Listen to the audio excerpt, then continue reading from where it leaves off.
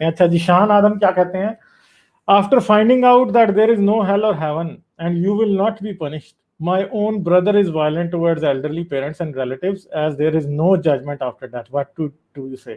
خیر یہ تو آپ جھوٹ بول رہے ہیں جی, ٹھیک ہے, مگر میں آپ کو ایک سچی بات دکھا دیتا ہوں کہ اسلام کی وجہ سے کیا ہوتا ہے. ٹھیک ہے, یہ پاکستان میں ہوا ہے.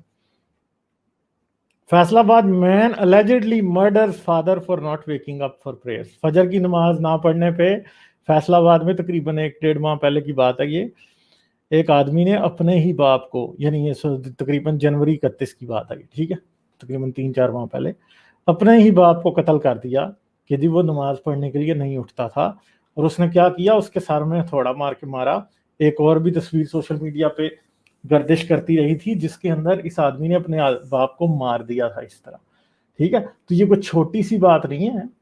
آپ سمجھ رہے, آپ تو یہ جھوٹ گھڑ رہے ہیں نا, مگر ادھر سچی باتیں ہیں جدھر باپوں نے بچوں کو مار دیا ہے اس لیے کہ وہ نمازیں نہیں پڑھتے اور قرآن نہیں پڑھتے, اور بچوں نے باپ کو مار دیا. یعنی اب یہ بیٹا اس باپ نے اس دن کے لیے پیدا کیا تھا اس کو کہ اس نے باپ کو مار دیا کہ تو فجر کی نماز کے لیے کیوں نہیں اٹھتا, اور وہ بوڑھا سا آدمی تھا.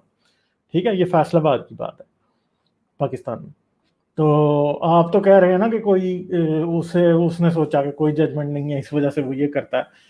تو خیر وہ آدمی تھوڑی کوئی باتوں کو سمجھ رہا ہے ابھی, اگر کوئی ایسا ہے ابھی وہ سمجھ نہیں رہا. ٹھیک ہے, ہاں, تو وہ آدمی تو ہمارے سے ریلیٹ تو نہیں کر رہا نا, وہ شاید اس کے اندر کا ملا زندہ ہے. پہلے جب وہ ملا تھا تو لوگوں کو نماز کے لیے مارتا تھا, اب جب وہ ملحد ہو گیا تو وہ لوگوں کو کسی اور بات کے لیے مار رہا ہے.